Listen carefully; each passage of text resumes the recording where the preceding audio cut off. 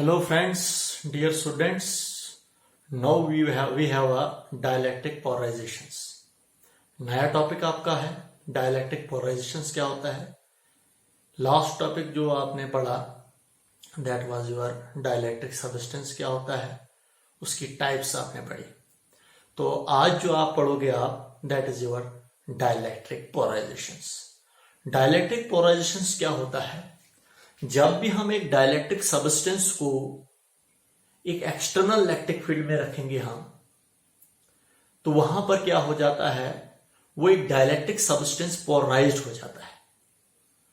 कैसे पोलराइज हो जाता है, जैसे हमारे पास एक डायलैक्टिक सबस्टेंस है, उसके एक फेस पर पॉजिटिव चार्ज आ जाएगा और दूसरे फेस पर नेगेटिव चार्ज आ जाएगा और वो अपना इलेक्ट्रिक फील्ड सेटअप करेगा।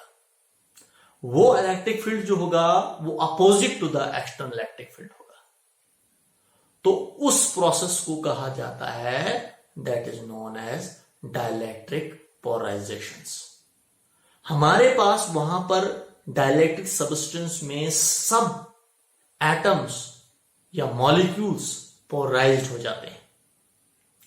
वहां पर पोलराइजेशंस कैसे होगी, जब भी हम एक पोलर या नॉन पोलर एटम्स को एक एक्सटर्नल इलेक्ट्रिक फील्ड में रखेंगे हम, तो वो पोलराइज हो जाता है। कैसे पोलराइज हो जाता है, सबसे पहले वो आपको बोलूंगा मैं। जैसे ये एक हमारे पास एक एक्सटर्नल इलेक्ट्रिक फील्ड है, ये पॉजिटिव चार्ज प्लेट है, ये नेगेटिव चार्ज प्लेट है। एक मॉलिक्यूल दिखाऊंगा पहले मैं आपको, चाहे वो मॉलिक्यूल्स पोलर हो चाहे नॉन पोलर हो। अगर पोलर होगा, जैसे अगर पहले नॉन पोलर होगा, उसका सेंटर ऑफ पॉजिटिव चार्ज और सेंटर ऑफ नेगेटिव चार्ज क्या करता है, कोइंसाइड करता है। देखिए ये हमारे पास क्या है, ये नॉन पोलर मॉलिक्यूल है, नॉन पोलर मॉलिक्यूल है। यहां पर सेंटर ऑफ पॉजिटिव चार्ज और सेंटर ऑफ नेगेटिव चार्ज क्या करते हैं, कोइंसाइड करते हैं। जो ही नॉन पोलर मॉलिक्यूल्स को इस एक्सटर्नल इलेक्ट्रिक फील्ड में रखूंगा मैं, ये पॉजिटिव चार्ज प्लेट है, नेगेटिव चार्ज प्लेट है। ये इलेक्ट्रिक फील्ड कैसे बनाई मैंने ये यहां पर देखिए हमारे पास यहां पर भी positive charge plate, negative charge plate है। मैंने क्या किया है, इसको मैंने एक बैटरी के साथ कनेक्ट किया है।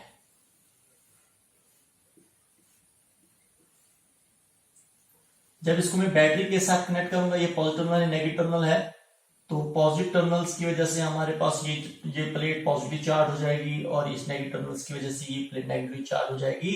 इसकी वजह से यहां पर हमारे पास क्या हो जाएगा, इन दो प्लेट्स के बीच में एक इलेक्ट्रिक फील्ड सेटअप हो जाएगा। वही बात यहां पर भी है, ये एक एक्सटर्नल इलेक्ट्रिक फील्ड है, इसमें एक मॉलिक्यूल्स को रखा मैंने, नॉन पोलर मॉलिक्यूल्स को रखा। जो ही इसमें इसको रखूंगा मैं, तो ये मॉलिक्यूल्स क्या हो जाएगा, ये पोलराइज हो जाएगा। कैसे पोलराइज हो जाएगा, यहां पर सेंटर ऑफ पॉजिटिव चार्ज और सेंटर ऑफ नेगेटिव चार्ज वो हमारे पास वो सेपरेट हो जाएंगे। कैसे, अगर ये पॉजिटिव चार्ज प्लेट है, ये नेगेटिव चार्ज इस साइड आ जाएगा। ये पॉजिटिव चार्ज प्लेट है, ये पॉजिटिव चार्ज उधर डिस्प्लेस हो जाएगा। तो इस पॉजिटिव और नेगेटिव के बीच में कुछ डिस्टेंस क्रिएट हो जाएगा। तो इस तरीके से इसको क्या कहा जाता है, इस प्रोसेस को कहा जाता है पोलराइजेशन। क्या कहा जाता है उसको, पोलराइजेशंस। पहले हमारे पास नॉन पोलर था, अब क्या हो गया, पोलर हो गया। और पोलर कैसे हो गया, इन द डायरेक्शन या opposite to the direction of, हम कहेंगे along the direction of electric field, हम कहेंगे एक स्ट्रेट लाइन पर आ जाएंगे हमारे पास सभी मॉलिक्यूल्स, अलाइन हो जाएंगे। They align along the direction of electric field, electric field की डायरेक्शन में वो अलाइन हो जाएंगे। अगर ये हमारे पास नॉन पोलर है, अगर पोलर भी होगा हमारे पास, लेकिन पोलर कैसा होता है हमारे पास, वो रैंडम शेप में होते हैं। अगर एक मॉलिक्यूल्स ऐसे होगा, दूसरा मॉलिक्यूल्स ऐसे होगा, तीसरा मॉलिक्यूल्स ऐसे होगा।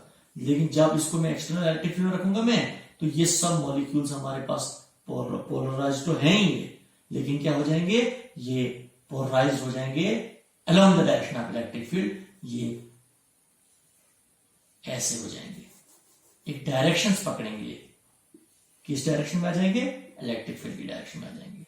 तो वही प्रोसेस यहां पर दिखाया है मैंने, ये मैंने डाइलेक्ट्रिक सब्सटेंस पकड़ा है, इसमें हमारे पास नॉन पोलर भी हो सकता है, पोलर मॉलिक्यूल्स भी हो सकता है। ये डाइलेक्ट्रिक सब्सटेंस हमारे पास क्या होगा, नॉन पोलर डाइलेक्ट्रिक सब्सटेंस भी हो सकता है और पोलर डाइलेक्ट्रिक सब्सटेंस भी हो सकता है। लेकिन जो ही हम इसको एक्सटर्नल इलेक्ट्रिक फील्ड में रखेंगे, वो नॉन पोलर मॉलिक्यूल जो है वो पोलराइज हो जाएगा, वो पोलर मॉलिक्यूल बन जाएगा, और जो पोलर है वो रैंडम फॉर्म में है, रैंडम शेप में है, किसमें, इस डाइलेक्ट्रिक सब्सटेंस में। तो वो सभी मॉलिक्यूल्स क्या हो जाएंगे, they align in the direction of electric field, electric field की डायरेक्शन में अलाइन हो जाएंगे। देखिए यहां पर दिखाया मैंने, वे एक लाइन में आ जाएंगे वो। तो इस प्रोसेस को क्या कहा जाता है, पोलराइजेशन कहा जाता है। पहले मैंने मॉलिक्यूल्स की बात की मैंने। अब क्या होता है यहां पर, कैसे यहां पर होता है, तो सबसे पहले आपको मैं बोलूंगा प्रोसेस जो है, इस प्रोसेस को जो यहां पर लिखा भी मैंने, it is a process of inducing equal and opposite charges on the two faces of dielectrics when external electric field is applied. तो देखिए यहां पर ये हमारे पास एक डाइलेक्ट्रिक स्लैब है, डाइलेक्ट्रिक स्लैब है, सब्सटेंस कहेंगे, डाइलेक्ट्रिक सब्सटेंस। ये पोलर मॉलिक्यूल से भी बना हुआ हो सकता है या नॉन पोलर मॉलिक्यूल से भी बना हुआ हो सकता है। लेकिन जो ही हम इसको इसके बीच में रखेंगे, डाइलेक्ट्रिक सब्सटेंस को इस एक्सटर्नल इलेक्ट्रिक फील्ड के बीच में रखेंगे हम। ये एक्सटर्नल इलेक्ट्रिक फील्ड मैंने सेटअप किया किसकी वजह से, बैटरी की वजह से। अब इसको हटा दूंगा। इस एक्सटर्नल इलेक्ट्रिक फील्ड की डायरेक्शन जो है आपको पता ही है, फ्रॉम पॉजिटिव नेगेटिव होती है। ये एक्सटर्नल इलेक्ट्रिक फील्ड होगी, ई नॉट होगी हमारे पास एक्सटर्नल इलेक्ट्रिक फील्ड। जो ही इस डाइलेक्ट्रिक सब्सटेंस को इसके बीच में रखा मैंने, all the molecules get polarized, तो सभी मॉलिक्यूल्स क्या हो जाएंगे, पोलराइज हो जाएंगे। अगर नॉन पोलर होगा वो पोलराइज हो जाएगा along the direction of electric field, electric field की डायरेक्शन में वो रहेंगे, एक अलाइन हो जाएंगे वो। लेकिन कैसे रहेंगे वो, अगर ये एक मॉलिक्यूल ले रहा हूं मैं, इसका नेगेटिव एक साइड पर डिस्प्लेस हो जाएगा, पॉजिटिव चार्ज इसका दूसरी साइड पर डिस्प्लेस हो जाएगा, क्योंकि ये पॉजिटिव प्लेट है। नेगेटिव हर एक मॉलिक्यूल्स के नेगेटिव एक साइड पर आ जाएंगे, पॉजिटिव प्लेट्स की तरफ डिस्प्लेस हो जाएंगे, और नेगेटिव प्लेट की तरफ हमारे पास पॉजिटिव चार्ज डिस्प्लेस हो जाएंगे। इसकी वजह से क्या हो जाएगी, पॉजिटिव और नेगेटिव के बीच में कुछ सेपरेशन हो जाएगी। जैसे नेगेटिव इस साइड आ गया, पॉजिटिव इधर चले जाएगा, नेगेटिव साइड पॉजिटिव इधर, नेगेटिव इधर पॉजिटिव इधर। तो इसको क्या कहा जाता है, पोलराइजेशन ऑफ मॉलिक्यूल्स, मॉलिक्यूल्स की पोलराइजेशन हो गई। वही बात यहां पर भी, ये नेगेटिव प्लेट है, पॉजिटिव इस साइड चले जाएंगे। अब जो इसके अंदर डाइलेक्ट्रिक सब्सटेंस के अंदर जो हमारे पास होंगे, ये पॉजिटिव नेगेटिव पॉजिटिव नेगेटिव, ये कैंसिल आउट हो जाएंगे, इनका इफेक्ट ट्रांसफर हमारे पास क्या हो जाएगा, कैंसिल आउट हो जाएगा, positive negative positive negative positive negative. अब जो इसके फेसेस पर रहेंगे, एक फेस ये हो गई, दूसरी फेस ये हो गई। जैसे यहां पर मैं कहूंगा मैं, एक फेस हमारे पास ये आ गई, दूसरी फेस ये आ गई। एक फेस पर हमारे पास पॉजिटिव चार्ज रहेंगे, दूसरी फेस पर नेगेटिव चार्ज। लेकिन इसके अंदर जो हमारे पास वो पॉजिटिव नेगेटिव, ये पॉजिटिव नेगेटिव पॉजिटिव नेगेटिव, इनका नेट इफेक्ट कैंसिल हो जाएगा। अब एक फेस पर पॉजिटिव चार्ज, दूसरी फेस पर नेगेटिव चार्ज। आपको पता है इलेक्ट्रिक फील्ड की डायरेक्शन होती है from positive charge negative charge.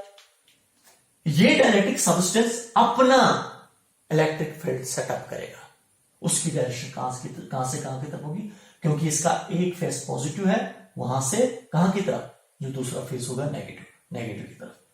उसको कहा जाता है electric field due to the polarization of charges in dielectric substance. अब ये डाइलेक्ट्रिक सब्सटेंस अपना इलेक्ट्रिक फील्ड सेटअप कर रहा है, उस इलेक्ट्रिक फील्ड को कहा किससे रिप्रेजेंट करते हैं, ईपी से। इसको कहा जाता है electric field due to the polarization of charges in dielectric substance. इस इलेक्ट्रिक फील्ड की डायरेक्शन होगी वो अपोजिट, ऐसे होगी, यहां की तरफ होगी। एक्सटर्नल इलेक्ट्रिक फील्ड की डायरेक्शन वहां की तरफ, पॉजिटिव नेगेटिव। ये भी पॉजिटिव नेगेटिव है, लेकिन इसका पॉजिटिव, इस डाइलेक्ट्रिक सब्सटेंस का पॉजिटिव इस साइड आ गया, नेगेटिव इस साइड। इस वजह से इलेक्ट्रिक फील्ड की डायरेक्शन होगी हमारे पास पॉजिटिव नेगेटिव की तरफ होगी। तो ये हुआ हमारे पास ईपी, जो यहां पर रिप्रेजेंट किया है मैंने, electric field due to the polarization of charges, polarization of charges in dielectric substance. किसमें? इस डाइलेक्ट्रिक सब्सटेंस में ये एक्सटर्नल इलेक्ट्रिक फील्ड हमारे पास सेटअप हुआ। इसके बाद एक्सटर्नल इलेक्ट्रिक फील्ड कौन सा है? ईपी, ये ई नॉट, ये अपोजिट होगा इसके। अब अगर आपको बोला जाएगा नेट इलेक्ट्रिक फील्ड इन दो प्लेट्स के बीच में कितना होगा, नेट इलेक्ट्रिक फील्ड, वो अगर आपने निकालना होगा, तो नेट इलेक्ट्रिक फील्ड जो हमारे पास होगा इन दो प्लेट्स के बीच में, नेट इलेक्ट्रिक फील्ड, वो किसके इक्वल होगा? उस नेट इलेक्ट्रिक फील्ड को हम ई से रिप्रेजेंट करेंगे, वो होगा ई नॉट माइनस ईपी, क्योंकि ये ईपी जो है ये अपोजिट है ई नॉट की, इसी वजह से मुझे सेपरेट करना पड़ेगा। अगर अपोजिट नहीं होता तो प्लस हो जाता, लेकिन ये ईपी इसके अपोजिट में है। ये एक्सटर्नल, ये हमारे पास इलेक्ट्रिक फील्ड डाइलेक्ट्रिक सब्सटेंस में सेटअप हुआ ईपी, ये हमारे पास एक्सटर्नल इलेक्ट्रिक फील्ड है। तो ये नेट आपके पास, जो अब आपके पास टोटल इलेक्ट्रिक फील्ड रहा इन दो प्लेट्स के बीच में, वो किसके इक्वल आ रहा है आपके पास? ई नॉट माइनस ईपी के इक्वल आ रहा है। अब अगर आपको बोला जाएगा जो नेट इलेक्ट्रिक फील्ड, जो टोटल इलेक्ट्रिक फील्ड हमें इन दो प्लेट्स के बीच में रही, वो कम हुई कि ज्यादा हुई?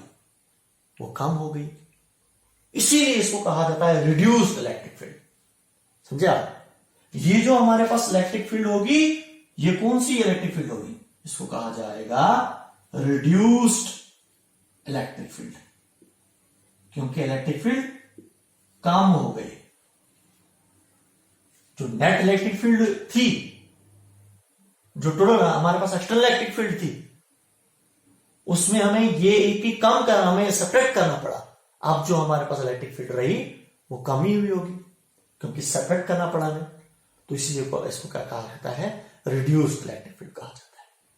तो ये हमारे पास हुआ जब हम एक डाइलेक्ट्रिक सब्सटेंस को एक एक्सटर्नल इलेक्ट्रिक फील्ड में रखेंगे, तो नेट इलेक्ट्रिक फील्ड हमें जो हमारे पास मिलेगी, it decreases.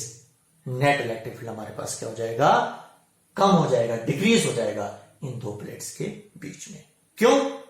Because the dielectric substance produce its own electric field, that electric field is opposite to the external electric field, that's why the net electric field between the two plates reduces, decreases, कम हो जाएगा। Clear हो आपको? और जो ये process होता है, जिस प्रोसेस पर हमारे पास डाइलेक्ट्रिक सब्सटेंस के एक फेस पर पॉजिटिव चार्ज आ जाएगा, दूसरे फेस पर नेगेटिव चार्ज आ जाएगा, इक्वल एंड अपोजिट चार्ज आ जाएंगे डाइलेक्ट्रिक सब्सटेंस के, तो उसी प्रोसेस को कहा जाता है डाइलेक्ट्रिक पोलराइजेशंस। तो ये था आपका टॉपिक, डाइलेक्ट्रिक पोलराइजेशंस क्या होता है। एक ऐसा प्रोसेस होता है जिसमें हमारे पास एक डाइलेक्ट्रिक सब्सटेंस के एक फेस पर पॉजिटिव चार्ज आ जाएंगे और दूसरे फेस पर नेगेटिव चार्ज आ जाएंगे, और वो अपना इलेक्ट्रिक फील्ड सेटअप करेंगे। वो इलेक्ट्रिक फील्ड अपोजिट होगा एक्सटर्नल इलेक्ट्रिक फील्ड के, और उसकी वजह से क्या हो जाएगा? हमारे पास नेट इलेक्ट्रिक फील्ड जो होगा वो कम हो जाएगा। क्लियर है आपको? तो ये हमारे पास था छोटा सा टॉपिक, इंपॉर्टेंट टॉपिक था, डाइलेक्ट्रिक पोलराइजेशन क्या होता है। यहीं से हमारे पास एक छोटा सा कंसेप्ट निकलता है। आपको पता है पोटेंशियल डिफरेंस जो होता है हमारे पास, वो ईडी के होता है, ई हुआ इलेक्ट्रिक फील्ड इन दो प्लेट्स के बीच में। डी जो होता है हमारे पास क्या होता है? डिस्टेंस इन दो प्लेट्स के बीच में। अगर डाइलेक्ट्रिक सब्सटेंस हमने इन दो प्लेट्स के बीच में अप्लाई किया, इन दो प्लेट्स के बीच में पोटेंशियल डिफरेंस क्या है? वो V है। अगर E डिक्रीज हुआ, क्योंकि दो प्लेट्स के बीच में डाइलेक्ट्रिक सब्सटेंस को हमने क्या किया, हमने इंट्रोड्यूस किया, तो नेट इलेक्ट्रिक फील्ड क्या हो जाएगी? कम हो जाएगी।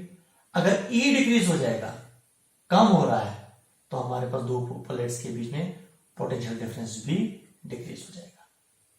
क्लियर है आपको? क्योंकि V is directly proportional to E। Electric field कम हो जाएगी तो पोटेंशियल डिफरेंस भी कम हो जाएगा।